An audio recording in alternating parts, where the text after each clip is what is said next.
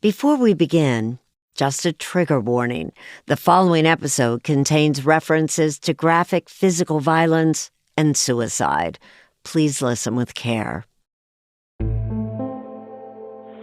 this is Corporal Allen. Hello? This is Corporal Allen. Who am I speaking with? I want to remain anonymous. Is that okay? For 2 months, police have relentlessly searched for the killer of Chip Northup and Claudia Maupin. Officers had interviewed the family and people who knew the couple. They'd set up a hotline to receive tips, but nothing had panned out. And then, late on the evening of June 15, 2013, 911 dispatch received an anonymous call.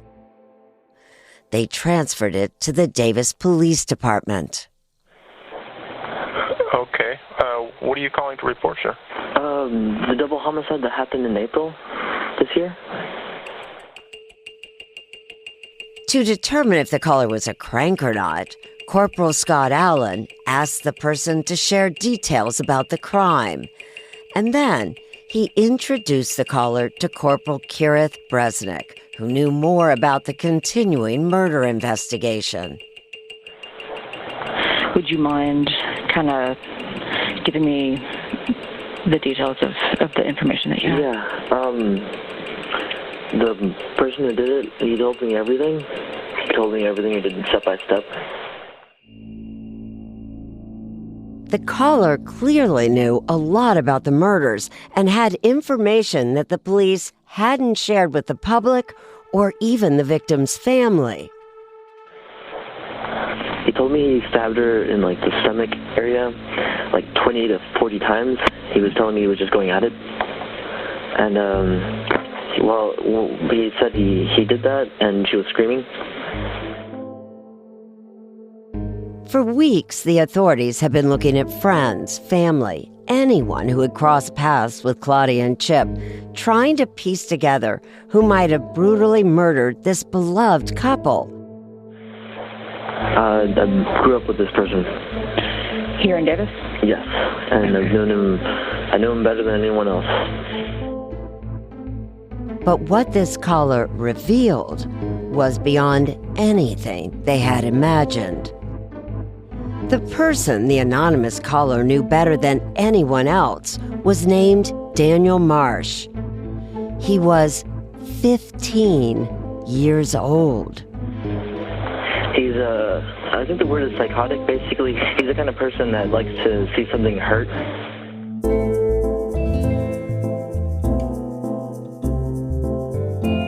I'm 48 Hours correspondent Erin Moriarty, and this is 15 Inside the Daniel Marsh Murders.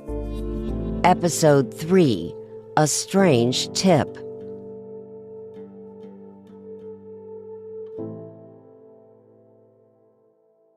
After spending hours on the phone with police, the clearly nervous anonymous caller finally agreed to come down to the police station to talk in person. Can I get some water? Yes, please. Okay. This is water. Okay. The teenage tipster was Alvaro Garibay. He arrived at the station early the following morning. There, police led him into a small room and offered to grab him some snacks. Alvaro was skinny, with long black hair that was pulled up into a ponytail. He wore dark frame glasses. A camera in the room captured Alvaro as he nervously rubbed his hands together and tapped on the table next to him until the officers came back into the room. How old are you? I'm 17. Okay. We just met. Do you mind that you spell me the name again? Alvaro. At first, investigators weren't sure what to make of Alvaro's phoned-in tip. Given his intimate knowledge of the crime, they had to consider the possibility that he himself could have been involved. So they read him his rights. So, you have the right to remain silent. Anything you say will be used against you in court of law. You understand that? Yeah.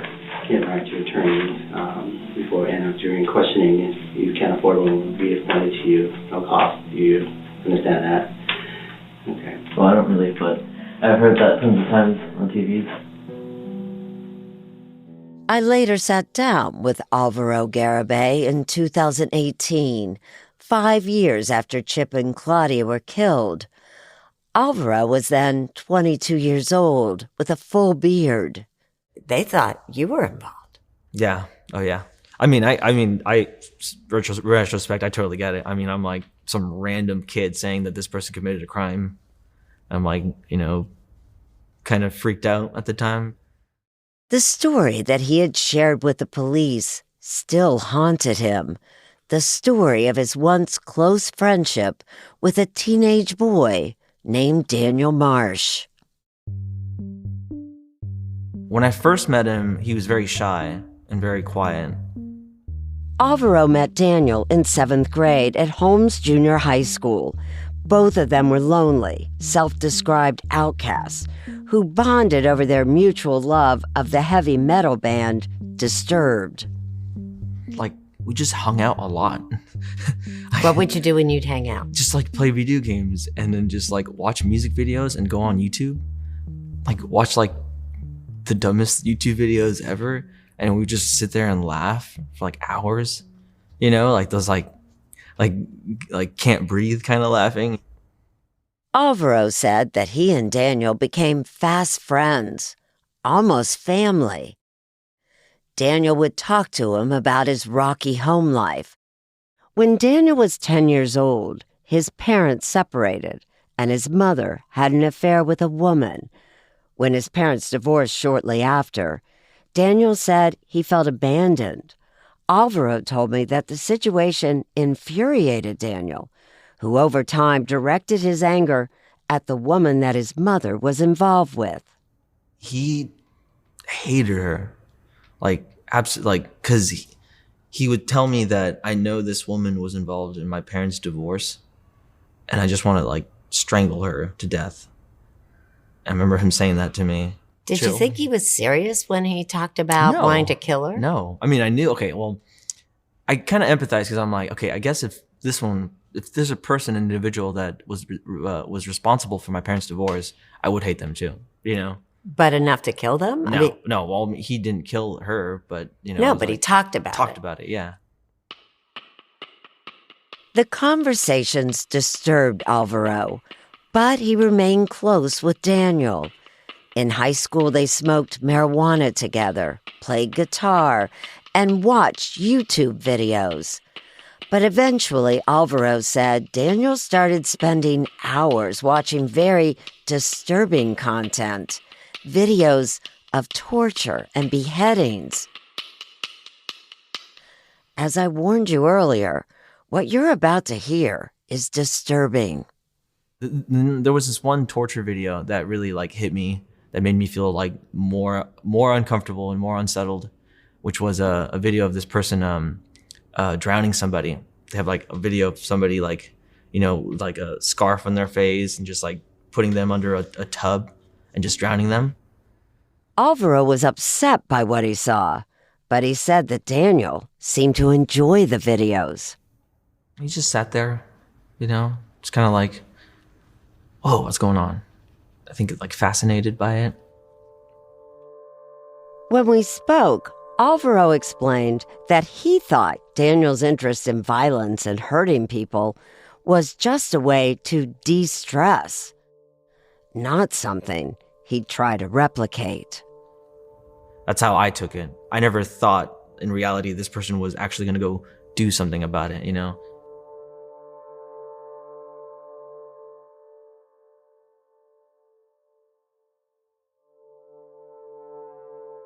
After Daniel's parents divorced, things became even more tense between Daniel, his parents, and his mother's new partner.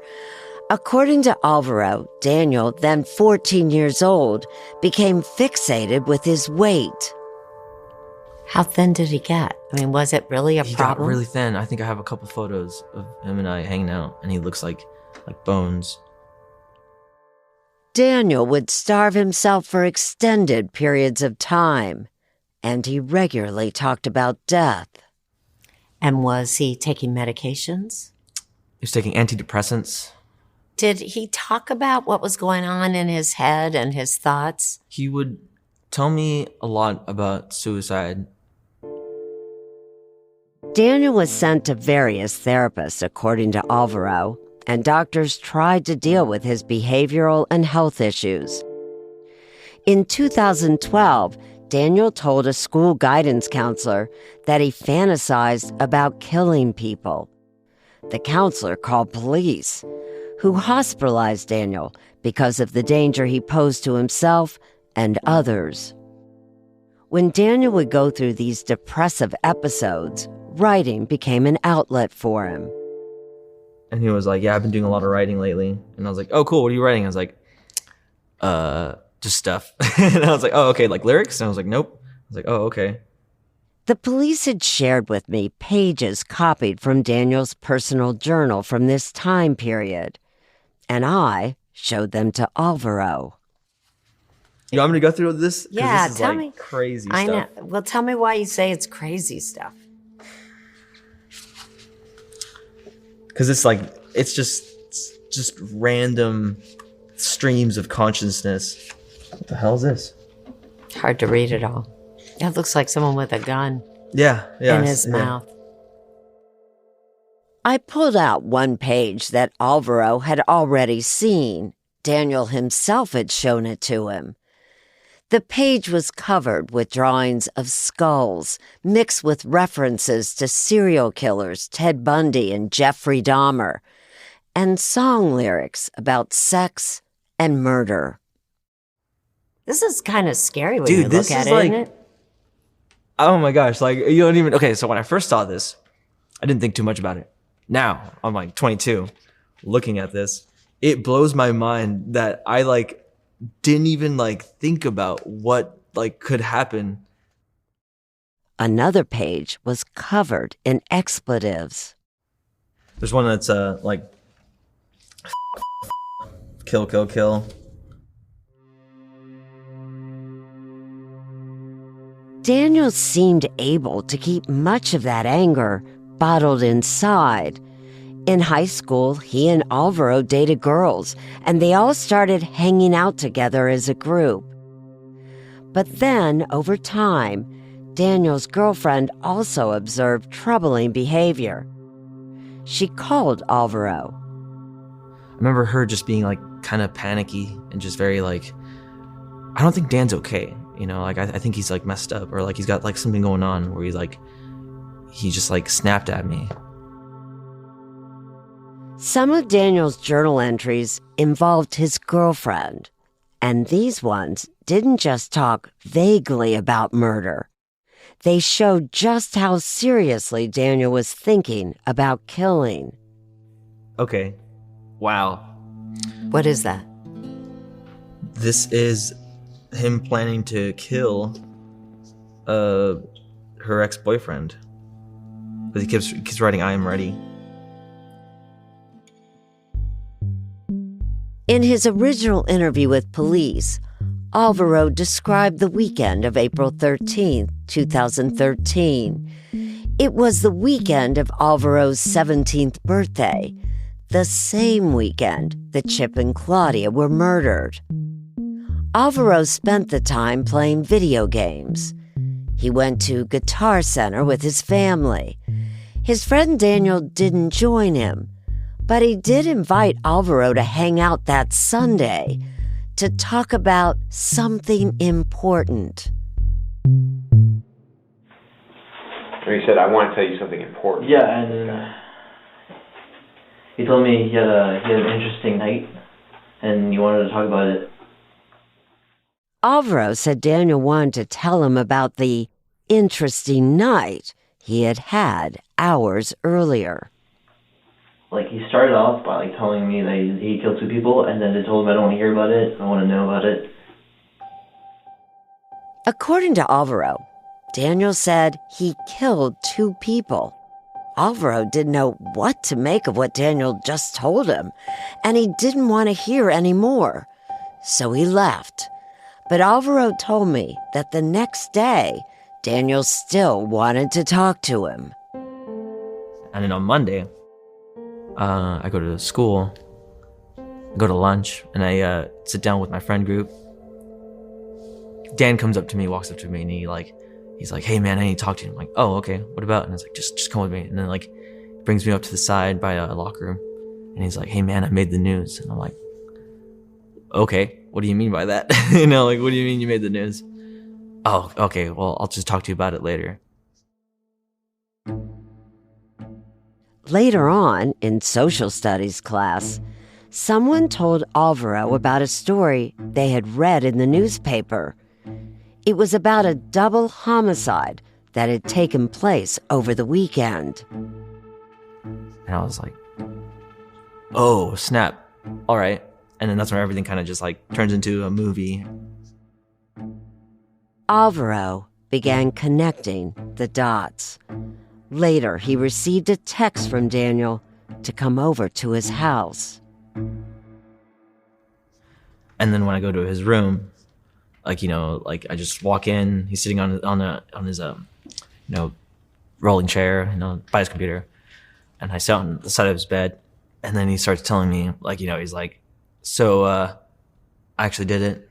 And then I don't like talking about this too much. I know, but tell me what you can. Just describe what he told you he had done. So when he gave me basically, I'd say like a rundown of what he did. And this is what Daniel told him.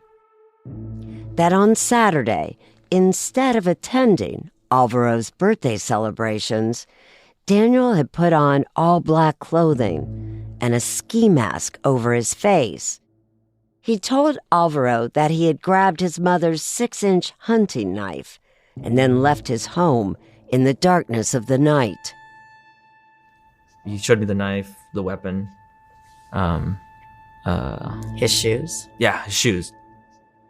Daniel had thought of everything Alvaro said, even wrapping the bottom of his boots in duct tape so he wouldn't leave any footprints. In his rundown, he told me how he broke into the house and then the entire act of killing those two people, like step by step, like every move. Did it seem real at that point? No, everything just didn't make any sense. And why did he do this? Why did he tell you he was doing this? I have no idea. I think about that a lot. Did he seem proud of what he had done? Yeah. Oh, yeah. He seemed very, content and, took a lot of... it sounded like he took a lot of pleasure out of it. Did you get the impression he was kind of bragging to you about what he had just done? Yeah, he was chuckling. He was laughing about, putting inanimate objects in their body. The details were so upsetting to Alvaro, so difficult to absorb. He didn't know how to respond to Daniel's story. I felt like throwing up. I felt like I couldn't feel anything. I felt very numb. And I just walked out. My head's just running, spinning, and then I'm looking at the door and I'm like, oh my gosh, I need to get out of here. And I had this feeling that the police are gonna break in here, and I need shaking.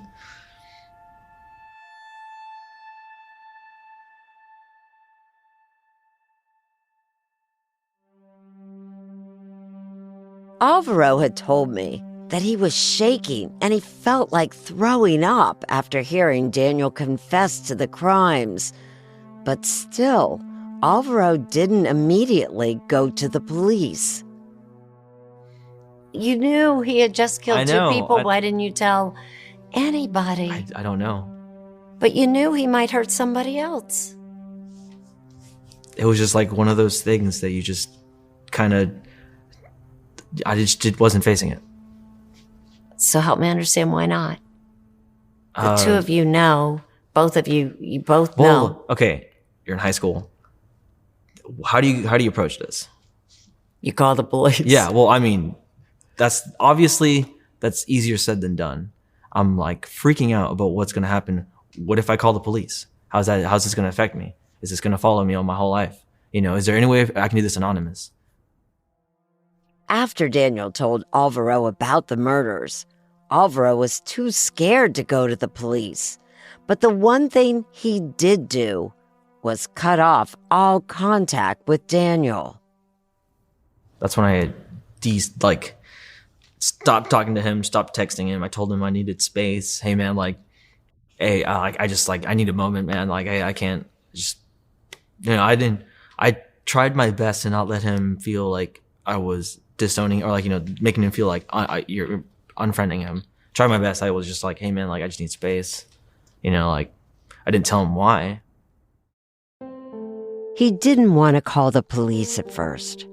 Instead, Alvaro said he reached out to Daniel's father, Bill.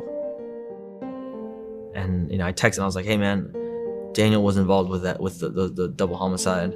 I don't know what to do. I'm thinking about calling the police, something along the lines of that. Bill and Alvaro's accounts of this differ. But according to Alvaro, Bill was stunned by the accusation and refused to believe that Daniel could have committed such a crime. And so Dan's dad said, you're overreacting? He wouldn't do this? Yeah. He didn't believe you? I mean, it's his son. And it's just no, of course he didn't believe me, So Alvaro kept his mouth shut and tried to go on with his life while police began investigating the murders. But a few weeks later, Daniel approached him at school. He came up to me and he was like, dude, what are you doing? How come you're not talking to me? Why are you? And I told him I remember having just this public, just, hey man, I don't want to be your friend, don't talk to me. And then, he just starts yelling at me and I'm like, yeah, whatever. And I just walk out of the school. At that point, Alvaro had become scared of Daniel, fearful to be around him. He knew that Daniel regularly carried a knife around, so he told a guidance counselor that Daniel had one at school. Alvaro said that got Daniel expelled. Afterwards, Daniel wasn't supposed to return to the campus, but he did. And while there, he approached Alvaro again. And he's just threatened to attack me if I don't talk to him. He wants to know what's going on. Why am I not speaking to him? That's basically it. And I just kind of freaked out and ran. Soon after, Alvaro was on the phone with Daniel's girlfriend, and suddenly she started panicking. And she's like, hey, I think someone's in my house, because she hears noises in the backyard. And she's like, I gotta go. And she hangs up, right? She texts me, Dan just broke into my house.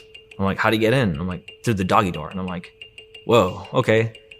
I'm freaking out now. I'm panting in my room. I'm like, I gotta do something. I'm like, what am I gonna do? What am I gonna do?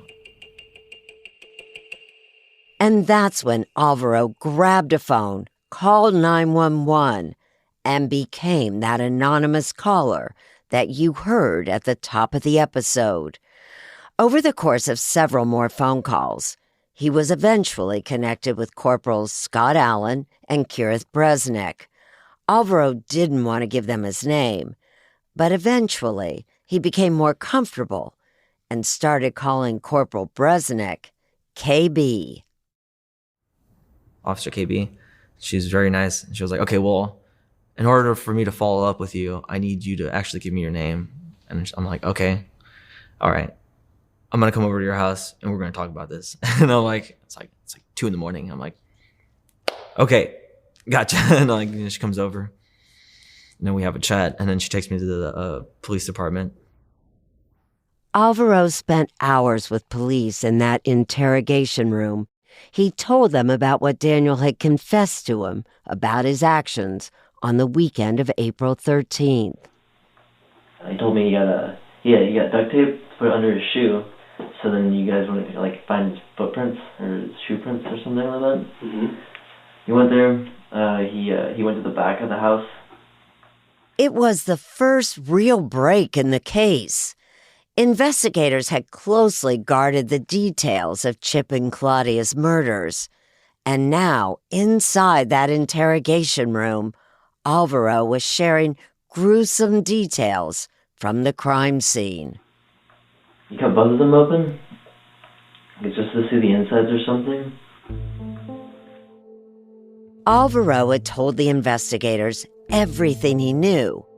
The police were going to allow him to go home, but first, they wanted to try something. They asked Alvaro if he could call Daniel and ask him about the murders, while police recorded the call. Going back to a possible phone call or talking to Dan. Yeah, I can do that. Alvaro tried contacting Daniel, but Daniel didn't answer any calls or texts. And that's when investigators decided it was time to bring Daniel Marsh in for questioning. That you were there, that you did those murders. Me? Mm-hmm. That's ridiculous. Why is it ridiculous? I'm a kid. Coming up next on 15, inside the Daniel Marsh murders.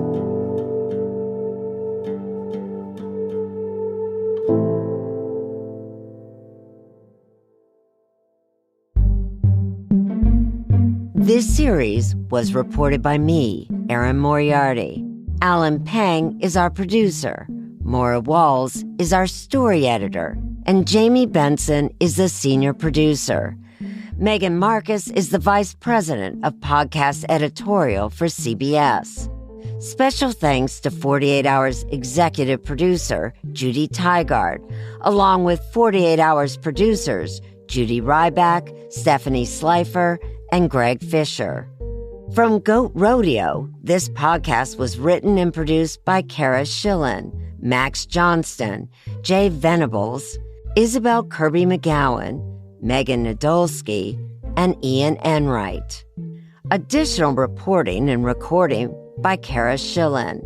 Our executive producers at Goat Rodeo are Megan Nadolski and Ian Enright.